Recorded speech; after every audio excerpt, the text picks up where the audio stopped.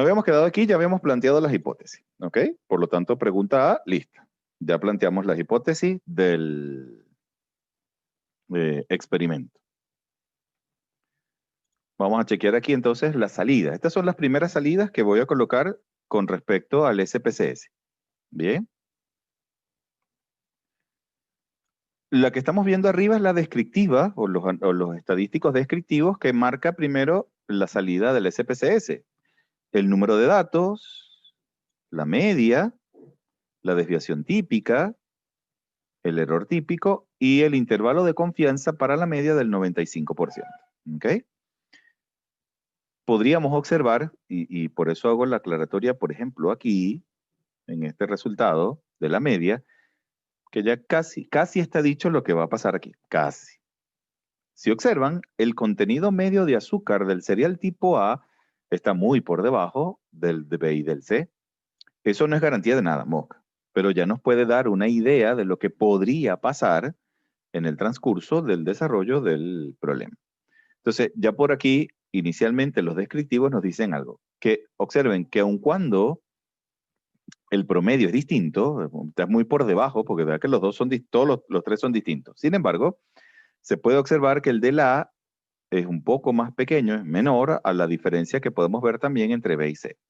Pero si observamos, por ejemplo, en el caso de B y C, la desviación típica y con el cereal tipo A, las desviaciones típicas del cereal B y C son exactamente iguales. 1,63299. O sea que son iguales hasta el quinto decimal. O sea que podemos decir que son iguales. Sin embargo, la desviación típica de la A, del cereal tipo A, no, es 1,4142. Pareciera que hay también diferencias allí. Entonces, lo primero que vamos a evaluar es la variabilidad. Y para eso lo hacemos con el estadístico y con la prueba del Leven. Yo les pedí que revisaran algo. Yo voy a darles algunos detallitos, pero la semana que viene sí venimos ya con todas las de la ley. Es decir, por lo tanto, tengan en cuenta que la próxima semana va a haber muchas preguntas de mí hacia ustedes. Por el chat o por audio, no importa. Usted decide cómo, pero tengan en cuenta que la próxima semana los voy a bombardear de preguntas. ¿Ok? Vea un detalle aquí, que no lo he colocado hoy. No lo he colocado. Eso vamos a ir incorporando esto progresivamente. Yo le voy a pedir más adelante que cuando usted haga el estadístico, cuando usted verifique la prueba del Leven, me coloque las hipótesis. Yo no he dicho todavía cuáles son. Vamos a pensar o a presentar, perdón, la primera. En las últimas versiones del SPSS, él coloca debajo de las tablas alguna información que se considera relevante, que no estaba en las versiones anteriores. De la 18 en adelante, aparece en el contraste del Leven ese pie de tabla que usted ve allí, que ya le dice cuál es la hipótesis nula que usted va a abordar aquí. Porque dice, contrasta la hipótesis nula de que la varianza error de la variable dependiente es igual a lo largo de todos los grupos. Ojo, eso ya lo trae el SPSS, pero solo pone la hipótesis nula. Usted debe colocar la hipótesis alternativa. Observen que aquí tenemos el nivel de significancia. ¿Está aquí? 7,05. Perdón, 0,705. Por lo tanto, a un nivel de significancia de 0,05, que ese es el nivel con el cual estamos trabajando, nuestro valor P es mayor, podemos concluir que la varianza de los contenidos de azúcar en los tipos de cereal son homogéneas. Esa es la prueba del Leven. Falta la hipótesis alternativa. Traten de averiguar cómo debería expresarse la hipótesis alternativa del contraste del Leven. Bien, eso está en deuda. ¿Qué estoy diciendo con esta prueba? Bueno, señores, se cumple el principio o el supuesto, perdón, de la homocedasticidad. Porque recuerde que para usted aplicar un ANOVA, uno de los elementos que debe analizar inicialmente es la homocedasticidad o igualdad de las varianzas. Homogeneidad de las varianzas. Estoy diciendo exactamente lo mismo. Hablar de homocedasticidad, homogeneidad de las varianzas o igualdad de las varianzas es lo mismo. Entonces, el estadístico del Leven lo que nos determina, o lo que nos está indicando, más que el estadístico, perdón, el contraste del event, lo que nos está indicando es si esa condición de homocedasticidad está presente en el conjunto de datos. La respuesta es afirmativa. A un nivel de significancia de 0,05 con un valor P de 0,075, y recuerde cuál es nuestro criterio. Si el valor P es mayor que alfa, entonces usted acepta la hipótesis nula. Si el valor P es menor que alfa, usted rechaza la hipótesis nula. Aquí ya le colocaron la hipótesis nula. La varianza error de la variable dependiente es igual a lo largo de todos los grupos. Lo que yo estoy colocando al lado es la contextualización de eso, porque usted está trabajando en un contexto, usted está trabajando con algo, en este caso con los contenidos medios de azúcar. Entonces ya podemos concluir que las varianzas de los contenidos de azúcar en los tipos de cereal son homogéneos. Eso significa que este 1.41 que usted ve aquí arriba no difiere del 1.63 de los otros dos. Podemos afirmar que las variabilidades se comportan iguales, son homogéneas. Ya veremos con las medias si eso pasa o no. ¿Ok? Entonces, primer paso o primera pregunta, lista. Hay homocedasticidad. Eso es lo primero. Lo siguiente que usted tiene que averiguar es la normalidad de los datos. Bien, Profe, vea una que la pregunta, pregunta. ajá, dime. En la redacción de la respuesta, ¿no habría que colocar también la palabra promedio, los contenidos promedios de En azúcar? este no. Ojo, porque aquí estamos ¿Por qué? midiendo otra cosa. Aquí estamos midiendo es variabilidad, estamos midiendo las varianzas. La palabra promedio viene más adelante, ¿ok? Y eso, buena por la pregunta, eso hay que tenerlo claro. De verdad que bien por la pregunta, Alberto. Porque, ojo, ¿qué mide Leven? Leven mide variabilidad, mide homocedasticidad y eso hace referencia a varianza. Pero la varianza como concepto estadístico, sí, es una medida del cuadrado, es el cuadrado de una distancia promedio, pero aquí en este contexto no tiene esa condición porque ya sabemos lo que significa la varianza. Es decir, lo que estamos diciendo aquí es, señores, se cumple con la homocedasticidad. Las varianzas, y por eso observa, la misma salida de el SPSS te lo está mostrando, que dice, ¿cuál es tu hipótesis nula? La varianza error de la variable dependiente es igual a lo largo de todos los grupos. Ve que no dice la varianza promedio, sino la varianza error. ¿Qué significa la varianza error? Que los cambios que se observan en los datos, los cambios observados en los datos, se presentan de igual forma en todos los grupos. Los cambios en los datos, no los valores, ojo, los cambios en los datos se presentan de la misma forma en todos los grupos. Eso es bueno. ¿Eso qué significa metodológicamente? Que las variables intervinientes que usted debería minimizar como efecto para poder observar sus resultados cumplieron su efecto, es decir, cumplieron con su rol. Es decir, usted supo dejar de un lado o que las variables intervinientes, perdón, tuvieran un efecto muy poco, muy bajo en sus resultados y por lo tanto usted las controló adecuadamente. Eso es lo que estamos diciendo allí. No hay factores externos que hayan influido de manera significativa en tus resultados. Y eso es bueno porque usted estaba midiendo algo. Ok. Ajá. Gracias, profe. Pregunta aquí, ajá, dime, Alberto, para responderle a Lorna. No, listo, gracias. Listo, chévere. Sí, aunque el contraste, Lorna, está definida para la varianza. Ciertamente, la desviación típica es un elemento presente allí, pero el contexto del análisis hace referencia a la varianza, ¿ok? Por lo tanto, no es conveniente utilizar el concepto de desviación típica, aunque está asociado. Eso es porque recuerden que la varianza, como indicador estadístico, tiene mayor potencia que la desviación típica, aunque una depende de la otra. Muy bien, ya respondimos a la pregunta 2, ¿ok? La pregunta 1 queda allí porque la pregunta 1 la vamos a resolver en la pregunta 4. ¿Bien? Me explico, voy a devolverme un momentico aquí en la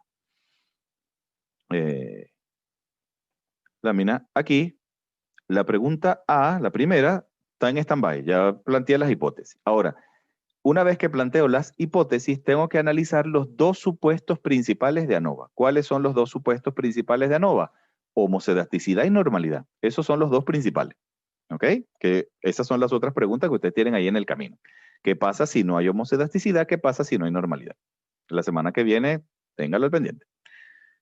Por eso ahora la pregunta B dice, bueno, ¿qué conclusión obtienes del Leven? Mira que las varianzas son iguales. Hay homocedasticidad. en el contenido medio de azúcar. En el contenido de azúcar, perdón, de los cereales. Vamos con la C, pero vea que la C dice verifica el supuesto de normalidad. ¿Y por qué digo verifica? Ya te doy la palabra. ¿Y por qué digo verifica? Porque la salida ya viene completa. Ajá, dime, Ana. Ajá, tengo una duda porque me enredé. Cuando nos piden la A, vamos a redactar las hipótesis con respecto a los promedios que ya habíamos conversado. Ajá, que son, esos promedios están referidos a lo que queremos analizar. Aquí el contenido medio de azúcar. Ajá. Exacto, pero para la B, correcto, previo a esa conclusión, es que vamos a redactar esas hipótesis que se dan o sea, que nos dan en el cuadro de salida. Correcto. Sobre la varianza para medir, exacto. ¿Qué estamos midiendo en la B? Que haya homocedasticidad, porque para que se cumpla el ANOVA, es decir, para yo trabajar con el ANOVA, primero tengo que averiguar si hay homocedasticidad y normalidad. Entonces, ¿qué hace la B? Decirme si hay homocedasticidad o no. Ok, chévere. Yes.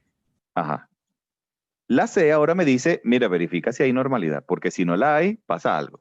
Dejo eso en interrogante porque me tienen que decir eso ustedes. Entonces, planteo mis hipótesis de ANOVA. Los contenidos medios de azúcar, ¿sí? Como hipótesis nula, el contenido medio de azúcar en las 3 marcas de cereal es el mismo. Y alternativa, en al menos uno de las marcas de cereal, el contenido medio de azúcar es distinto. Chévere. Esa es mi hipótesis ANOVA. Ok, pero, coma. Dime primero si los 2 principales supuestos de la ANOVA están presentes en tus datos. Ok, déjame hacer la prueba de Leven para hablar de la homocedasticidad y la prueba de Kolmogorov, que es esta que están viendo ahorita en la presentación, para la prueba de normalidad. Pero vean que yo les digo verifique. ¿Y por qué le digo que verifique? Bueno, porque yo les voy a dar la salida que ya trae el modelador experto de SPSS. Lo que usted va a reafirmar lo que ya dice allí. ¿Por qué? Porque en el problema le voy a pedir y vea que ya tiene que plantear varias hipótesis. Vea que al menos en las 3 primeras preguntas, usted tiene que plantear hipótesis. La primera, las del experimento, las de ANOVA. Luego, las hipótesis de homocedasticidad para que usted verifique si se presenta o no. La idea en Leven, en la pregunta anterior, es que usted acepte la hipótesis nula. Eso es lo que tiene que ocurrir en Leven. Si la rechaza, nos complicamos el asunto. Luego, pasamos a la normalidad. Yo le estoy dando ya el resumen de la prueba. ¿Ok? Observe que ahí dice, hipótesis nula. La distribución de contenido medio de azúcar es normal, con media 4.67 y desviación típica 1.91. ¿De dónde sacó el SPSS esa información? Bueno, agarró todos los datos. Hay ahí 3 grupos con 6 datos cada uno. Agarró los 36 datos, le calculó a esos 36 datos el contenido medio y su desviación típica de los 36. ¿Ok? ¿Qué prueba se hizo? La prueba de Kolmogorov-Smirnov a una muestra. ¿Cuál fue el nivel de significación de la prueba? O el valor P, 0.891 o 0,891. Y él te dice, mira, retén la hipótesis nula. Es decir, que a un nivel de significancia de 0,05, que es nuestro alfa, recuerde que ese siempre va a estar presente aquí, salvo que se diga lo contrario. Como nuestro valor P es 0,891, podemos concluir que el contenido medio, o el contenido de azúcar, perdón, de los cereales se aproxima a una distribución normal. Se aproxima a una distribución normal. Vea que yo estoy colocando en todos el 0,5 y el P. De los quizzes que he corregido hasta ahora, o de las pruebas cortas que he corregido hasta ahora del tema anterior, a algunos cuantos se les pasó ese detalle. Recuerden que, ¿qué voy a evaluar yo en la conclusión? Porque las salidas yo se las doy, ustedes van a tener los cuadros. Indicadores, criterio y conclusión. Indicadores, significancia, valor P, usted lo tiene que declarar, tiene que estar escrito allí. El criterio es que si uno es mayor que el otro, si el valor P es mayor que alfa, usted acepta H0 y me dice qué significa eso. Si el valor P es menor que alfa, usted rechaza H0 y me tiene que decir qué sucede con eso. A eso me refiero con el criterio. Y yo se los coloqué allí en la prueba corta y en el parcial también va a estar criterio de corrección. Que usted tenga los indicadores estadísticos, valor P y alfa, porque esos son los criterios aquí. ¿Cuál es el criterio de decisión? Ah, bueno, si el valor P es mayor que alfa, acepto. Si es menor, rechazo. Y usted me escribe la conclusión. Se rechaza H0, se acepta H0 o se acepta la hipótesis nula, coma. Se concluye que pasa tal cosa. Podemos afirmar que esto ocurre. puedo afirmar, es decir, la distribución de los cereales, del contenido medio de los cereales es normal, dado que el valor P es mayor que alfa y se acepta la hipótesis nula. Perfecto. La redacción usted la puede definir como quiera. No estoy pidiendo un orden específico, pero tienen que estar esos tres elementos. Ok. Ya sabemos que hay normalidad, ya sabemos que hay homocedasticidad. Ahora venimos a evaluar las hipótesis que planteamos en la primera pregunta, en la A. Eso se hace con esta tabla ANOVA, en esta versión, no es la única, después vamos a ver una poco más amplia, para evaluar aquí. Esta es la que vimos la semana pasada, intergrupos, o recuerde, entre grupos y dentro de los grupos. Los cuadrados de los que le hablé hace rato son estos de aquí, los grados de libertad son los denominadores que estaban en esas fracciones, aquí están los cuadrados, que serían esas divisiones, este 12 viene del 25 a 33 dividido entre 2. ¿Por qué 2? Porque recuerde que hay 3 niveles en la variable, ¿ok? Sería el A, B y C, y los grados de libertad son n-1. Este 244 viene de 36,66 entre 15. ¿De dónde viene ese 15? Bueno, habían 3 grupos, ¿ok? Con 6 datos cada uno, es decir, 18 datos, menos 3, 2 grupos, y da 15. Del dividir 36,66 entre 15, el 2,44. Y este 5,18 es 12,66 dividido entre 2,44. Pero recuerde, lo que nos interesa es este numerito de aquí. La significación de la prueba, o nuestro valor P. Nuestro valor P aquí es 0,019. Como nuestro nivel de significancia es 0,05 y el valor P está por debajo de ese número, podemos concluir que el contenido promedio de azúcar es distinto en al menos un tipo de cereal. Vea la diferencia con la redacción. A un nivel de significancia de 0,05 y un valor P de 0,01 es más pequeño, podemos concluir que el contenido medio de azúcar es distinto en al menos un tipo de cereal. Insisto, esto es una forma de redacción, no es la única. ¿Qué me interesa que esté presente en la redacción? Valor P, nivel de significancia, si aceptas o rechazas la hipótesis nula y me digas qué significa haberla aceptado o haberla rechazado.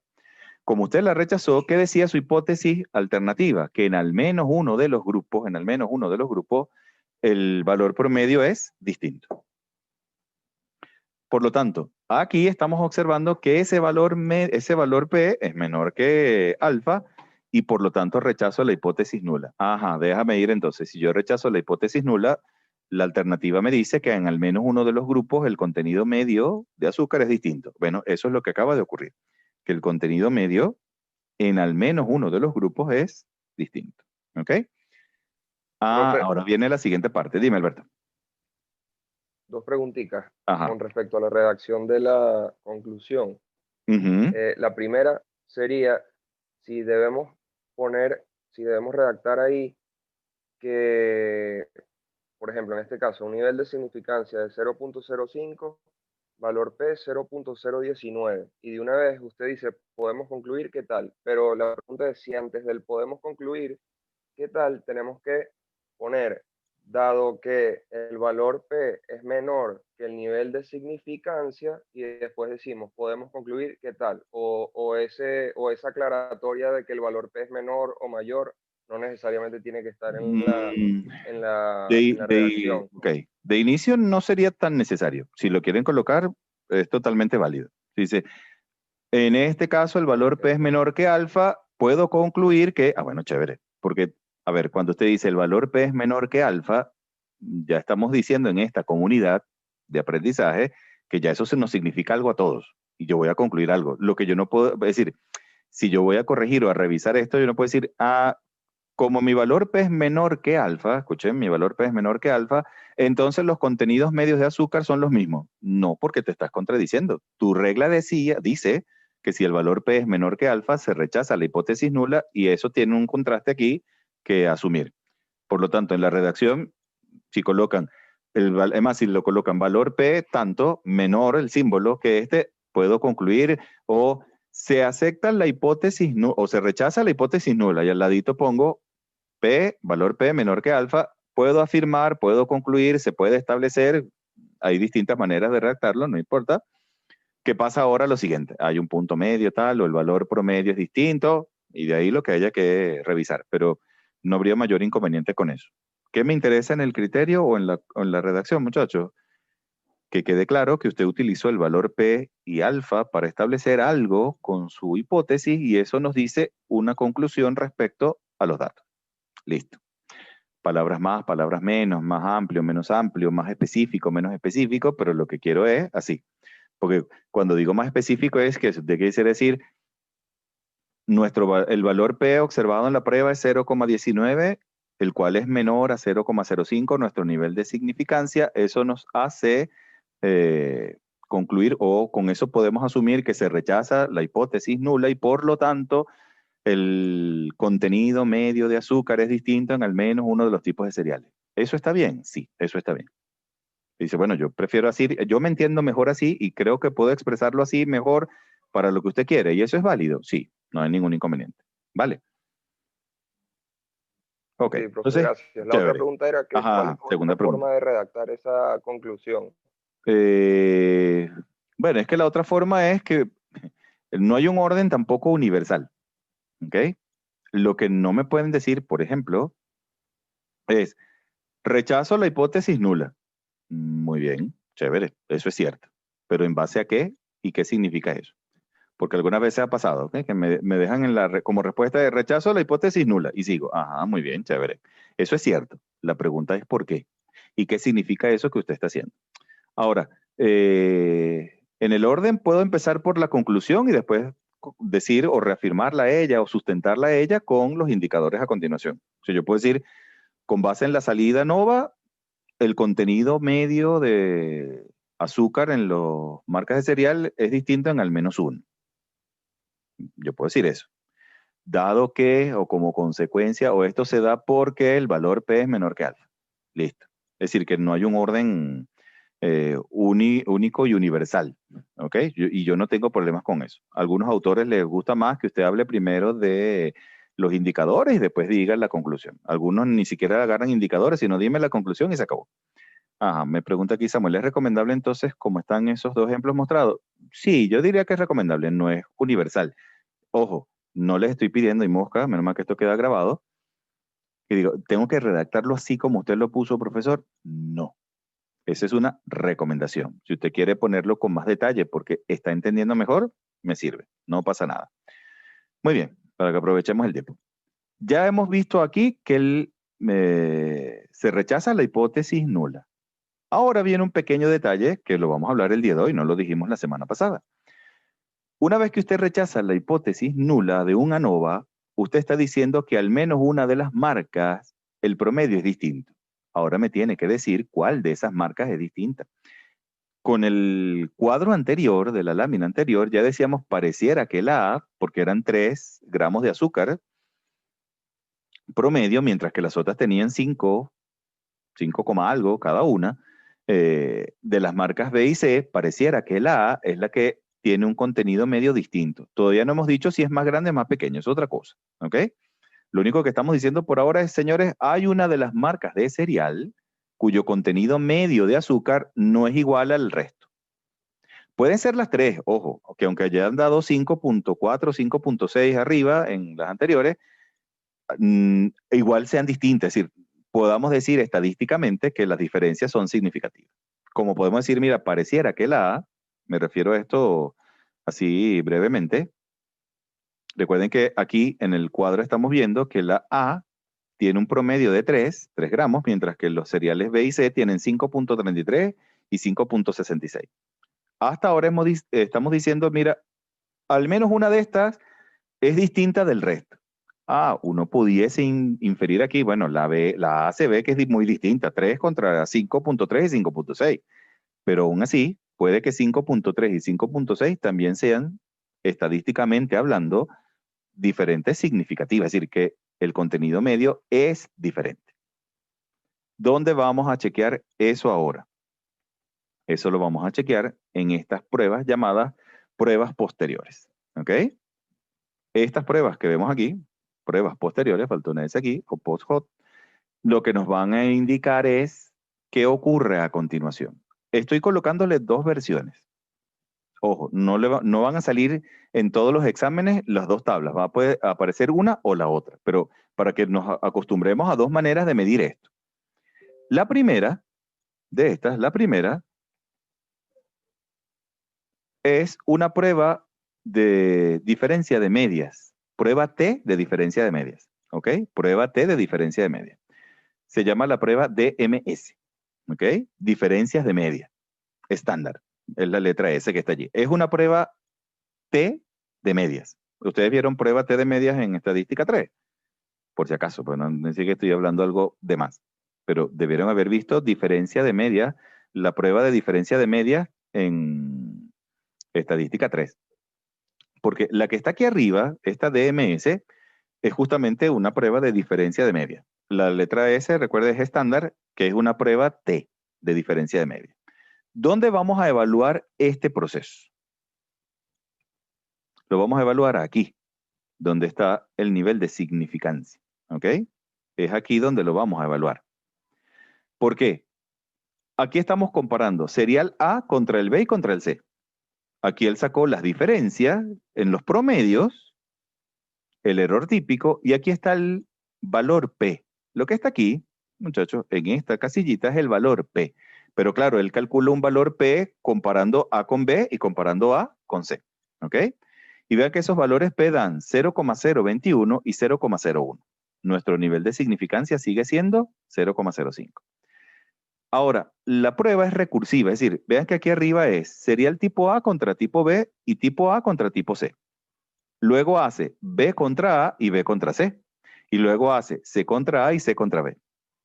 Lo hace como al revés, pero lo que hace es trabajar todos contra todos, ¿ok? Todos contra todos. Ahora, al hacer ese todos contra todos, algunos se repiten. Porque, por ejemplo, este 0,21 lo voy escrito aquí abajo otra vez, porque comparar A con B va a dar lo mismo en el nivel de significación que B contra A. Eso no va a cambiar, ¿ok? Sigue siendo 0,21. Así como A contra C da lo mismo que C contra A, 0,10 y 0,10. Por lo tanto, la salida o el cuadro es, ¿sí?, recursivo. Él hace todos contra todos, aunque ya arriba, como el orden no va a cambiar la respuesta final, no pasa nada. Ahora, observe que cuando comparé A contra B y contra C, los valores P son ambos menores a 0,05. Y recordemos algo. ¿Qué miden las pruebas T de diferencia de medias? Que los promedios entre los grupos son 2. Recuerde que estas pruebas T son por parejas. Ojo, que las diferencias o los promedios son iguales o son distintos. Eso es lo que estamos midiendo aquí. Por ejemplo, con este 0,021 de aquí, lo que estamos diciendo es que el promedio de A comparado solo con el de B, ellos dos nada más, son distintos. No son iguales los promedios. A contra C tampoco son iguales. Bien, ya nos quedan aquí 10 minutos. A contra C, el promedio de A es distinto del promedio de C, porque eso es lo que mide la prueba. No le voy a pedir aquí hipótesis, pero me tiene que decir qué está pasando. Por lo tanto, ¿qué puede concluir con la primera línea? Que A, el serial A, el promedio de azúcar del cereal A no es igual al de B y tampoco es igual al de C. Por lo tanto, puedo afirmar de inicio que el cereal tipo A, la cantidad promedio de azúcar es distinta a las otras dos. La pregunta que nos queda por ver es qué pasa entre B y C. Veámoslo aquí abajo en la segunda línea. B contra C, el valor P es 0,71, mayor que alfa, 0,05. Por lo tanto, aquí debo aceptar la hipótesis nula de una prueba de diferencia de medias T. Hipótesis nula de una diferencia de medias T, que los promedios son iguales, contra la alternativa de que los promedios son distintos. Y ahí sí digo iguales y distintos porque solo hay dos. Recuerde que es prueba de diferencia de medias T y esa prueba es por parejas. Por lo tanto, puedo afirmar viendo el grupo de arriba, la tabla de arriba, que el cereal tipo A es el que genera la diferencia significativa. Es decir, la cantidad promedio de azúcar en el cereal tipo A es distinto a los otros dos. Pero resulta que los otros dos, los B y C, el promedio de azúcar en su contenido es igual, similar. Otra manera de verlo es este cuadrito que está aquí abajo, que se llama la prueba SNK. Bien. Acrónimo por los nombres de los proponentes, ¿ok? Newman-Keuls, con una prueba T también, pero observen que esta prueba se llama también la prueba de subconjuntos. Esta resulta un poco más simple de trabajarlo. Vea lo siguiente. Aquí se generaron dos subconjuntos. Él lo llama 1 y 2. ¿Quién está metido en el subconjunto 1? El serial tipo A. Y vea que la significancia es 1 porque solo hay un elemento. Y vea que en la segunda columna, que le coloca aquí el valor 2, están metidos el serial tipo C y el serial tipo B, B y C. Pero los dos están metidos en el mismo grupo y vean que aparece el 717, que es el mismo que usted tiene aquí arriba. ¿Qué dice esta tabla? ¿O cómo se lee la información de esta tabla?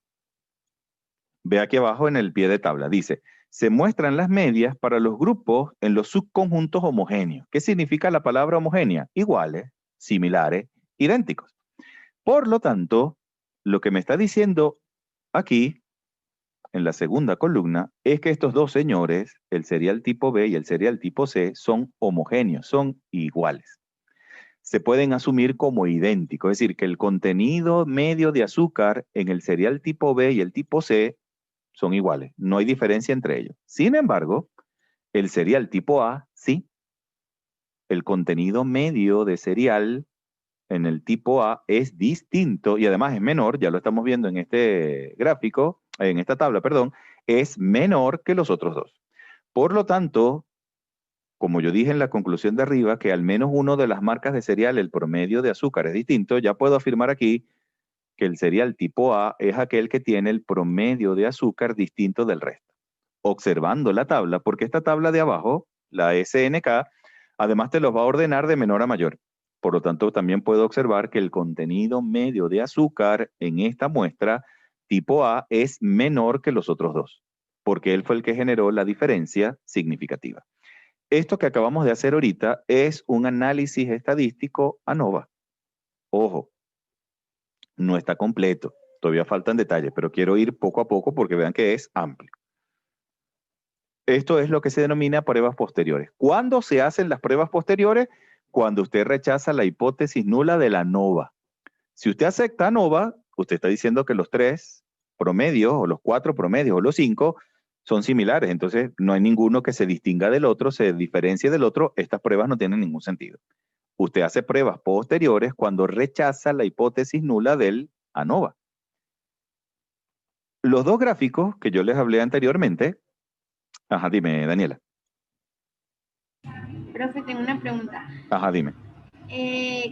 Cuando, o sea, ya, ¿cómo explicarlo? Cuando el que sea diferente siempre va a estar en el subconjunto 1, o puede estar el serial tipo A y puede B, estar puede estar en el 2. Lo que pasa es que cómo lo ordena la tabla del menor al mayor. Por ejemplo, si los serial B y C hubiesen sido 5, 3, 3, mientras que la A era 8, iba a poner en la primera columna 5, 3, 3, 5, 6, 6, y el 8 te lo pone en la otra solito para decirte, mira, este quedó solo y es más grande, porque él ordena siempre del menor al mayor. Ok, perfecto, muchas gracias. Vale. Entonces, esta tabla, vean que esta tabla de abajo puede ser un poquito más fácil de ver si hay grupos homogéneos o no que la de arriba, pero pueden utilizarse las dos. Y les comento algo. En SPSS hay 12 pruebas posteriores distintas. 12. Las que yo les estoy poniendo son como las más clásicas, las que se utilizan en la mayor amplitud de estudios, pero no son las únicas. Bien, no son las únicas. Entonces, los gráficos que les quería mostrar, que porque esto los da el SPSS, simplemente es para que nos permita mostrar lo que ya estamos viendo con los datos. Vean que aquí el serial tipo A siempre está por debajo de B y C. Y observen que en el cuadro de caja, ¿qué hace el gráfico de caja? Presentarnos las variabilidades. Vean que la caja del serial B y de C son prácticamente iguales, son muy parecidas. La de la A es un poquito más pequeña y vean que él queda por debajo, ¿ok? Porque eso ya nos ilustra que el comportamiento de ella en cuanto a los valores está por debajo de las otras dos. Y su variabilidad suele ser un poquito más pequeña. Recuerden que la caja lo que nos habla es de la variabilidad cuando yo comparo distintos grupos. El que está aquí al lado es el gráfico de intervalos de confianza. el punto que ve en el centro es la media. En el gráfico de caja, el punto que ve en el medio es la mediana. ¿Ok? Y aquí ve los extremos, límite superior y límite inferior. Entonces, aquí podemos observar que hay diferencias, es decir, que ella no está al mismo nivel que estas dos, porque al estar al mismo nivel estas dos, puedo definirlas como homogéneas. ¿Ok? Pero ojo, la salida ANOVA, a la cual vamos a tener que aproximarnos, esto va a ser para la semana que viene, pero me interesa que ya lo vaya revisando. Esta tabla que les estoy mostrando a continuación es la salida del modelo lineal. Modelo lineal. El modelo lineal me refiero a esto, ¿ok? A esto que está aquí. Mu, alfa y error. Estos resultados que están aquí son muy parecidos, o perdón, son similares algunos de ellos a los que ya habíamos visto en las anteriores. Permítame devolverme un momentico aquí rapidito, porque ya nos quedan un par de minutos. Observe que en la salida ANOVA, el valor P es 0,019. ¿Ok? Aquí está, 0,019. Ese es el mismo que está aquí. Este es 0,019. Vean que es para el tipo de serial. Pero observen que aquí habla del modelo corregido, de la intersección del tipo de serial y del error. ¿Qué significa el modelo corregido? Toda esta fórmula que usted ve aquí. ¿Qué es la intersección? El mu, que está aquí. Tipo de serial es el alfa, que está aquí, y el error es la E, que usted ve colocado aquí. Es decir, esta es una tabla para evaluar todo esto de aquí. Bien, todo esto. Pero si observa al final, aparece algo que se denomina eta cuadrado parcial. Ese numerito es importante. Eso también se le conoce como magnitud del efecto, porque puede haber cambios, y aquí los hubo. La pregunta es si los cambios que estamos observando se deben al factor que estamos analizando. ¿En qué proporción lo hace? Hasta ahí llego yo, porque les voy a dejar otra preguntita que ahí dice próxima clase. ¿Qué significado estadístico tiene el indicador eta cuadrado parcial? Yo solamente le voy a dar un pequeño ayuda aquí. Si observan la del modelo corregido, este 409, 0,409 es el mismo que aparece aquí abajo como R cuadrado o el coeficiente de determinación. Entonces puede buscar también el coeficiente de determinación de el análisis de regresión y de correlación. Vamos a meternos con este valor la próxima semana. Entren por favor al foro porque la próxima semana vamos a trabajar este más el foro. Ya va a cerrar nos queda menos de un minuto, ya va a cerrar la presentación. Entonces, por favor, revisen en el foro, revisen aquí en esta presentación, yo voy a subirles esto y la semana que viene, el próximo jueves, vamos a trabajar con el modelo lineal y la introducción a ANOVA de 2 vías. Bien, ya me despido, esto está por concluir.